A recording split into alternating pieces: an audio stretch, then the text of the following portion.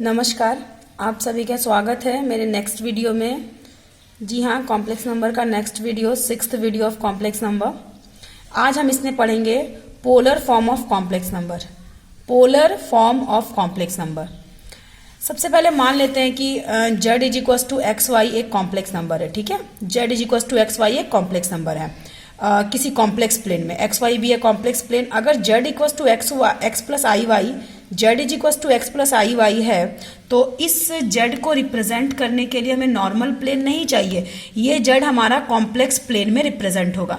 तो मान लेते हैं एक्स वाई एक कोई कॉम्प्लेक्स प्लेन है, ये हमारा एक्स वाई प्लेन है। ठीक है, आप देख सकते हैं यहाँ पर x कोऑर्डिनेट, ये हमारा y कोऑर्डिनेट, ये हमारा x कोऑर्डिनेट, ये हमारा y कोऑर्डिनेट। ठीक है, तो ये जो हमारा है ये हमारा कॉम्प्लेक्स प्लेन है किस कॉम्प्लेक्स नंबर का, z is equal to x plus i y का। अब P मान लेते हैं रिप्रेजेंट करता है एक कोऑर्डिनेट को। ठीक है, आप देख पा रहे हो ना, यहाँ पर P है, पॉइंट P एक कोऑर्डिनेट को रिप्रेजेंट करता है जिसका x कोऑर्डिनेट x है और y कोऑर्डिनेट y है। जी हाँ, हम जानते हैं ना x कोऑर्डिनेट हम किसे कहते हैं, तो ऑरिजिन से वो x एक्सिस का जो परपेंडिकुलर लाइन एक्सिस को जहाँ टच करता है, ये मान लीजिए ये हमारा x एक्सिस है और ये हमारा y एक्सिस है। तो ऑरिजिन से उस जगह की दूरी, जिस जगह पे उस पॉइंट से हम x एक्सिस में जब कोई परपेंडिकुलर ड्रॉ करते हैं, उस पॉइंट P से जब हम x एक्सिस में कोई परपेंडिकुलर ड्रॉ करते हैं, तो इस जगह से ऑरिजिन की दूरी को हम x डिस्टेंस कहते हैं। और हमारा y डिस्टेंस क्या होता है, तो हमारा y डिस्टेंस होता है, अगर इसी पॉइंट P से हम y एक्सिस में जो परपेंडिकुलर ड्रॉ करते हैं, तो इसी पॉइंट P से हम y एक्सिस में ये परपेंडिकुलर ड्रॉ किए और ये पॉइंट और ये ऑरिजिन, तो इन दोनों के बीच की दूरी को हम लोग क्या बोलते हैं, y डिस्टेंस बोलते हैं। तो सिंपल सी बात है, ये हमारा एक कॉम्प्लेक्स प्लेन है। कॉम्प्लेक्स प्लेन क्यों है, क्योंकि हमें यहाँ कॉम्प्लेक्स नंबर को दिखाना है और ये पी एक्स वाई एक कोऑर्डिनेट है, कॉम्प्लेक्स कोऑर्डिनेट है। ठीक है, अब हमें हम निकालना क्या है, तो we want to represent z in polar form. हम z, ये अब आप बोलोगे कि ये हमारा कौन सा फॉर्म था, तो ये हमारा कार्टेजियन फॉर्म था। z is equal to x plus i y हमारा कार्टेजियन फॉर्म है और इसी कार्टेजियन फॉर्म को हमें पोलर फॉर्म में रिप्रेजेंट करना है। तो क्या होगा, तो चलिए, अगर ऐसा है कि हमारा ये z कार्टेजियन फॉर्म है और हमें इसे पोलर फॉर्म में रिप्रेजेंट करना है, तो उसका कोऑर्डिनेट क्या होता है, अगर कार्टेजियन हो तो उसका कोऑर्डिनेट जिस तरह से एक्स वाई होता है, उसी तरह से पोलर का कोऑर्डिनेट क्या होता है, तो मैं आप लोगों को बताना चाहूंगी। पोलर का कोऑर्डिनेट होता है आर थीटा। जी हाँ, पोलर का कोऑर्डिनेट क्या होता है, तो वो होता है हमारा आर थीटा, जहां पर आर का मतलब क्या होता है, मॉडुलस ऑफ जेड। आर का मतलब क्या होता है, मॉडुलस ऑफ जेड। ठीक है, इसका वैल्यू आप सभी जानते हो, x square plus y square का अंडर रूट। और थीटा का मतलब क्या होता है, tan inverse y by x, यानी कि आर्ग जेड। जी हाँ, तो इस तरह से एक कॉम्प्लेक्स नंबर हमारा दिया हुआ है, जो कॉम्प्लेक्स नंबर कार्टेशियन फॉर्म में एक्स प्लस आई वाई है, इसे हमें रिप्रेजेंट करना है पोलर फॉर्म में। तो पोलर फॉर्म में अगर रिप्रेजेंट करेंगे तो उसका इक्वेशन क्या होगा, जैसे इस कार्टेशियन का equation z equal to x plus i y है ना, उसी तरह से पोलर का इक्वेशन क्या होगा, हमें ये निकालना है। अगर ये पोलर फॉर्म होगा तो हमारा ये एक्स एक्सिस, ये वाई एक्सिस है। ठीक है, तो वही पॉइंट हमारा आर थीटा बन जाएगा। यानी कि अगर कार्टेशियन फॉर्म था तो हमारा P क्या था, एक्स वाई था। वही अगर पोलर फॉर्म होगा तो हमारा पोलर फॉर्म में हमारा P क्या हो जाएगा, आर थीटा हो जाएगा, जहां आर क्या होता है, मॉडुलस होता है, और थीटा क्या होता है, आर्ग्यूमेंट होता है। चलिए, इसको हम निकालते कैसे हैं, x इक्वस टू पुट करते हैं आर कॉस थीटा और y इक्वस टू पुट करते हैं आर साइन थीटा। तो अगर आप y बाय एक्स करोगे, y बाय एक्स, इसका मतलब क्या, y का मतलब आर साइन थीटा और x का मतलब आर कॉस थीटा, दोनों को डिवाइड करा हम लोगों ने, आर कैंसिल हो गया, तो sine theta by cos theta क्या हो गया, टेन थीटा हो गया। तो थीटा इज इक्वस टू क्या हो गया, टेन, अगर उस साइड चला जाएगा तो tan inverse y by x. तो इस तरीके से थीटा इक्वस टू हमारा हो गया tan inverse y by x. हम जानते हैं ना, आर्ग जेड का मतलब क्या होता है, थीटा होता है, थीटा को ही हम आर्ग जेड बोलते हैं। तो arg Z equal theta equal to what, equal to theta का वैल्यू क्या निकल देते हैं, tan inverse y by x. तो इस तरीके से अगर हमें थीटा और आर निकल जाए तो हम आसानी से पोलर फॉर्म निकाल सकते हैं। तो पोलर फॉर्म का इक्वेशन क्या होता है, तो z इज इक्वल टू क्या था, z इज इक्वल टू क्या था, x प्लस आई वाई था ना, z is equal to x plus i y था। तो x के जगह में हम पुट करेंगे आर कॉस थीटा और प्लस का प्लस, आई का आई, और y की जगह में पुट करेंगे r साइन थीटा। तो दोनों से अगर हम लोग r कॉमन निकालते हैं तो क्या बचा, cos theta plus i sine theta, I sine theta. तो ये आपका जो हो गया वो आपका पोलर फॉर्म हो गया। तो इसका मतलब ये है कि अगर कार्टेशियन फॉर्म में रहेगा तो x और y के टर्म में रहेगा, और वही अगर r और थीटा के फॉर्म में हो तो उसे हम क्या बोलते हैं, पोलर फॉर्म बोलते हैं। एक क्वेश्चन बनाएंगे, आप लोगों को क्लियर हो जाएगा कि किस तरह से पोलर फॉर्म में हम लोग सॉल्यूशन निकालते हैं। चलिए मैंने क्वेश्चन लिखा है, आप देख पा रहे होंगे, represent z is equal to 1 plus i in polar form. ठीक है, तो z इज इक्वल टू आपका फॉर्मूला क्या होता है, x प्लस आई वाई। तो z इक्वल टू होता है मेरा x प्लस आई वाई। ठीक है, यहाँ हमें क्या गिवन है, हमें यहाँ गिवन है z is equal to 1 plus i. तो 1 प्लस आई को i इंटू 1 बोल सकते हो। तो यहाँ हमारा x का वैल्यू क्या है, 1 है, और y का वैल्यू भी क्या है, 1 है। तो हमें दो चीजें निकालनी होती है ना पोलर फॉर्म में निकालने के लिए, r और थीटा। हमें r निकालना पड़ेगा और हमें थीटा निकालना पड़ेगा। ठीक है, क्यों निकालना पड़ेगा ये दोनों हमें, चूंकि z is equal to polar form में क्या होता है, r cos theta plus i sine theta. तो कॉस थीटा और साइन थीटा तो चेंज नहीं होगा, लेकिन r और थीटा हमेशा वैरी करेगा। ठीक है, तो इसके लिए हमें r और थीटा फाइंड आउट करना पड़ेगा। r निकालना तो बड़ा इजी है, आपका x इक्वल टू 1 है, y इक्वल टू 1 है। r का फॉर्मूला क्या होता है, x square plus y square का अंडर रूट।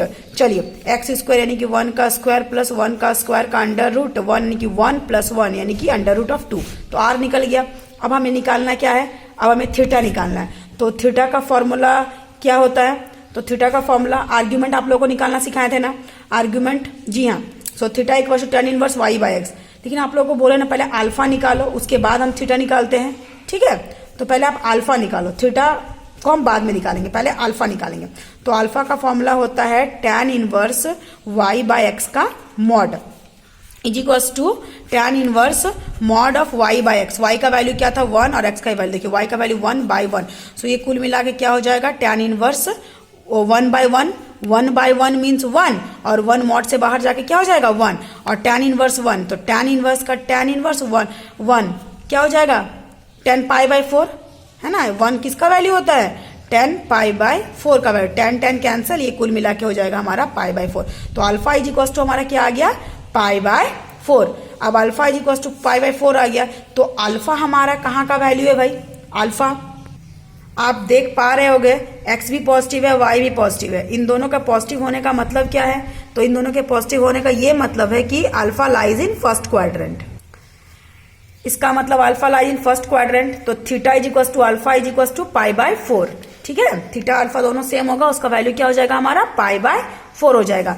तो थीटा भी निकल गया और हमारा r भी निकल गया। r का वैल्यू क्या था, √2 था। So therefore z polar form में फॉर्मूला क्या होता है, r cos theta plus I R sine theta. देखिए ये हमारा x प्लस आई का आई, ये हमारा y। तो r अगर कॉमन ले लेंगे तो हमारा क्या हो जाएगा, cos theta plus i sine theta. तो कुल मिला के cos r का वैल्यू हमारा √2 है, cos थीटा r का वैल्यू हमारा √2 है, और cos का cos थीटा का वैल्यू क्या निकला था, पाई by 4 plus i sine pi by 4। ये आपका आंसर हो जाएगा। चलिए हम लोग थोड़ा सा इसको चेक करते हैं, क्या हम लोग का आंसर सही है। चलिए z का वैल्यू क्या था, यहाँ पर हम लोग चेक करते हैं। ठीक है, z का वैल्यू क्या था, 1 प्लस आई था, यही था ना, z का वैल्यू 1 प्लस आई। चलिए इसको अगर हम लोग सॉल्व करते हैं तो is equal to √2 cos pi by 4। cos 45 का वैल्यू क्या होता है, तो cos 45 का वैल्यू 1/√2 प्लस का प्लस आई का आई, अगेन साइन 45 का वैल्यू क्या हो जाएगा, 1/√2। तो अगर इस √2 को यहाँ मल्टीप्लाई करेंगे तो √2/√2 यानी कि 1 प्लस आई का आई, और √2 को इससे मल्टीप्लाई करेंगे तो √2/√2, कुल मिला के क्या हो जाएगा मेरा, इंटू 1। तो कुल मिला के 1 प्लस आई।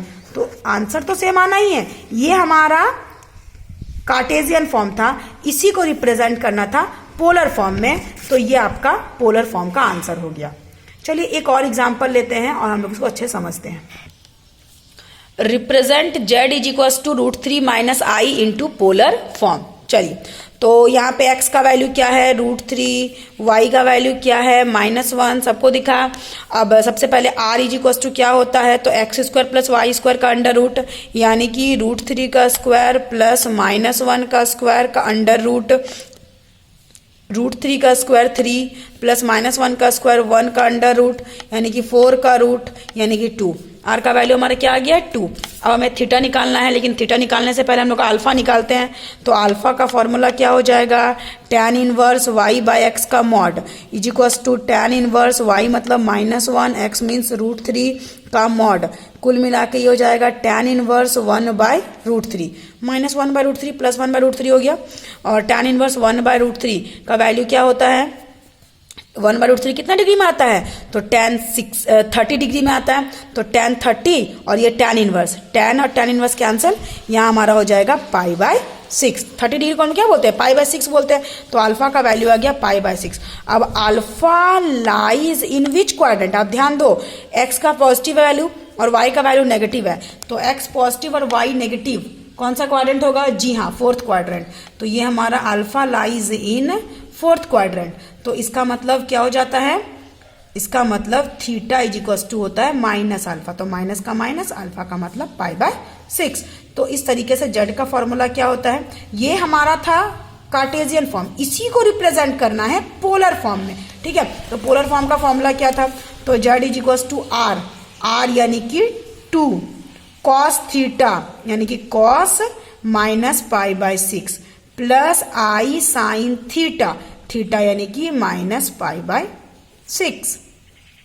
बस इतने में भी आप आंसर छोड़ सकते हो, या फिर आप 2, हम जानते हैं ना cos माइनस थीटा का वैल्यू क्या होता है, प्लस cos थीटा। तो प्लस cos थीटा मतलब यहाँ पर थीटा का वैल्यू क्या है π/6, तो cos minus theta is equal to cos theta हो जाएगा।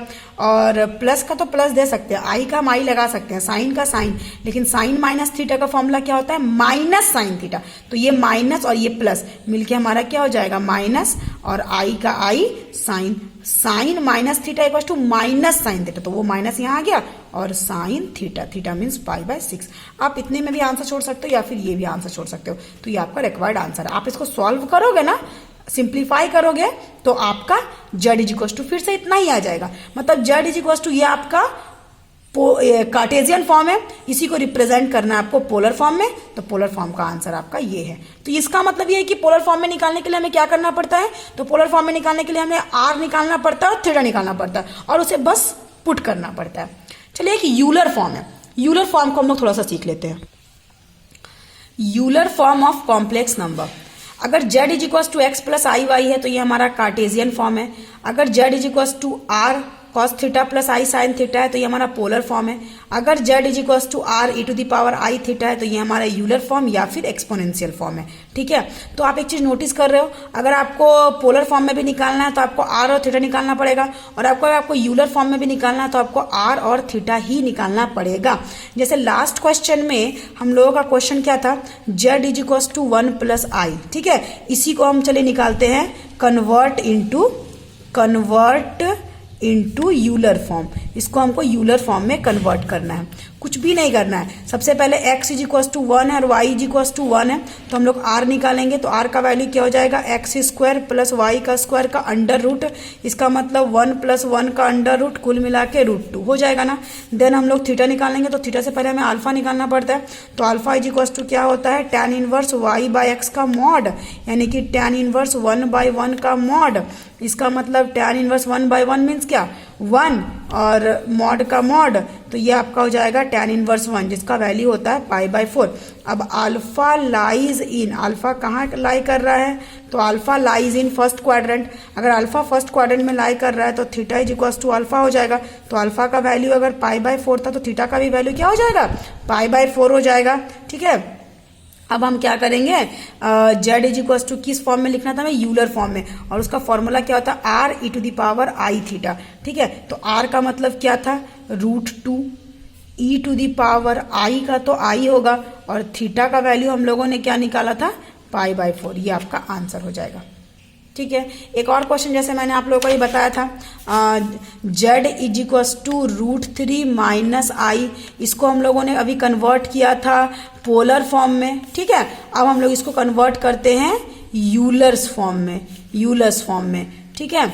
तो हमें आर क्या आया था, आपको याद होगा ना, आर इक्वल टू 2 आया था, और हमारा थीटा क्या आया था, हमारा थीटा -π/6 आया था। तो जेड इज इक्वल टू क्या हो जाएगा, तो जेड इज इक्वल टू आपका फॉर्मूला होता आर e⁻i थीटा, आर का मतलब 2, ई का तो ई तो कांस्टेंट एक्सपोनेंशियल टर्म है, ई तो ई रहेगा, आयोटा तो आयोटा ही रहेगा, और थीटा के प्लेस पे हम लोग क्या पुट करेंगे, -π/6। ये आपका हम लोग नेक्स्ट क्लास में यूलर के बारे में थोड़ा सा और पढ़ेंगे, और एक और टॉपिक हम लोग पढ़ेंगे डी मॉवरीज थ्योरम। और इस चैप्टर में हमें और 2 टॉपिक्स और पढ़ना है, एक square root of complex number और एक cube root of complex number. पहले आप लोग उसको रिवीजन कीजिए, उसके बाद हम लोग आगे भी बढ़ेंगे। चलिए, तब तक के लिए धन्यवाद।